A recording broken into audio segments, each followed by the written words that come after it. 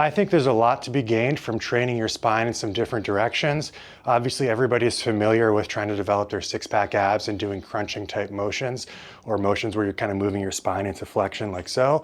There's a lot to be gained from going kind of more sideways, getting some lateral flexion, some rotation, even some back extension as well, both for developing different muscles for aesthetic reasons, and also just for functionality. Certain sports or activities might actually require you to bend and stuff like that. It can give you some resilience and some more performance in that. And then also just to loosen up the spine and hips. A lot of people have tight hips and back. Maybe they train with weights and they're already doing some types of crunching motions, but they're not training their spine in any other ways. And that can be a great way to kind of kill two birds with one stone, improve your mobility, get yourself feeling a little better while also developing some muscles and fitness. So I'm going to go over in this video a couple of simple ways you can train some kind of side bending, as well as some of the hips in that way as well, and then some back extensor movements. I'm not going to go over any crunching stuff today. I'll do that in some other videos, how I like to do that, as well as rotation. Just to keep it short and sweet, I'll work on these two. These are things that I like to add on a day, like after I've done some squats and deadlifts or something, and maybe my back's feeling a bit fatigued, or it's really been worked in a specific way, gotten some compression put on it, and this kind of helps me feel better. It's also something that I track and get better at over time, helps with my jiu-jitsu and grappling, and it's just great for anyone to try. So why don't you give these a try? I'm gonna start off with the back extension move that I like to do. What's that thing called? Jefferson curls are very popular these days on social media. People bending over, rounding their back, kind of extending their back like so and coming back up. A version that I really like to do, we're gonna just sit back into a hip hinge. You can go as deep as you're comfortable here.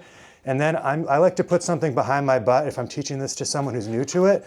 We're gonna keep our hips back like so and just kind of round your back fully from here. And then try to extend your back without really driving my hips forward and coming up all the way. So we're kind of staying in a hip hinge and extending the spine like so, and then rounding it. You get a really nice lower and mid back extensor pump here. I would go for high reps at the start. If this feels too fatiguing, you can put your hands on your knees and use that to help you. Then the next progression would be to use no hands. Then the next progression, reaching your hands out here. This adds a lot more difficulty to it. And then of course, you can grab a weight, a plate or a dumbbell, and you can just hold it and do these extensions like so. Really nice way to kind of get a little bit of high rep work in for your lower back and mid back. Spinal erectors, again, I like to do that after deadlifts or before, just to kind of get the back warmed up. But it's also something you can build up to more reps and weight with and treat it like an accessory in your lifting program. The next one that I'll go over are these sort of Copenhagen planks and Copenhagen bridges. It's basically a sideways bending movement that you can use without any weight. You can also add weight to it, and there's a number of ways you can scale it to make it more or less difficult without weight as well. So you can use a bench for this one. Just lower the angle a bit. And basically sort of like a side plank position with one of your legs elevated. To make it easier to start, why don't you go up as high as you can on your thigh here. We're gonna try to keep our sternum facing sideways more or less.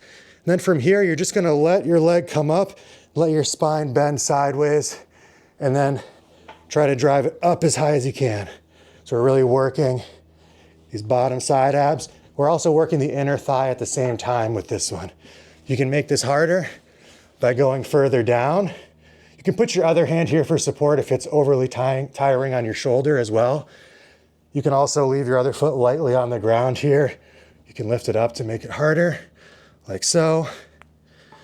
And something else you could do to get a little more range of motion is put a pad under this elbow so that you have more space as you develop more mobility and side bending to kind of come down into a deeper stretch here at the bottom. I should probably be doing that. And then I won't show you the other side, so I'm not turning my back to you, but you can do the same thing. We'll train the same muscles in the torso, but you can use your other leg on top to work kind of this outer hip And you can get even more of a side bend and stretch with this one. So I like to do both of these. So I get a little bit of this benefit for my hips as well. And then of course you can change the difficulty by going further that way or further this way. And you can also place a weight on your hip here. So it's very scalable. You can get very strong with that over time, which will have lots of benefits. It's getting windy. Another really simple one you can do is just holding a dumbbell in one hand, or what works really well if you're at a gym is a Smith machine. Since it's locked in place, you can put your hand on something for balance. I like to lift this leg up or just leave it very lightly on the floor. And then leaning to the side. You can just bend your spine fully, but if you want to get a little bit of that hip in there as well, you can go over a little further like that. So you can do either of these variations. If you want only abs and spine, you're gonna shove both your hips one way as you track the weight down the side of your body.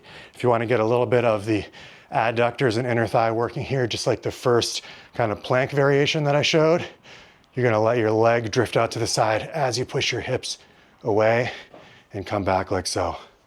So give those 3 moves a try, or I guess 4 moves.